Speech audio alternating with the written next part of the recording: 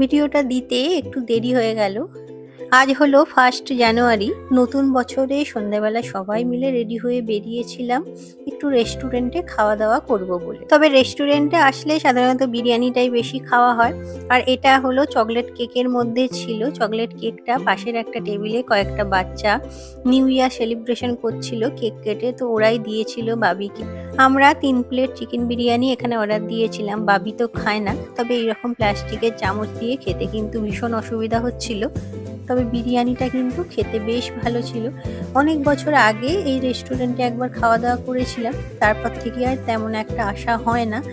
যখনই খাওয়া হয় সাধারণত বাড়িতে নিয়ে গিয়েই খাই।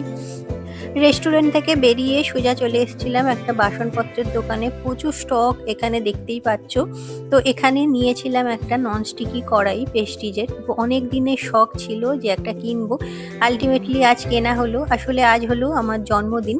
সবার জন্মদিনেই টুকটাক কিছু না কিছু তো গিফট দিয়েই থাকি। আজ প্রথমবার নিজের জন্মদিনে নিজেকে একটা গিফট দিলাম। তো কেমন হয়েছে এই ননস্টিকের কড়াইটা অবশ্যই তোমরা জানিও।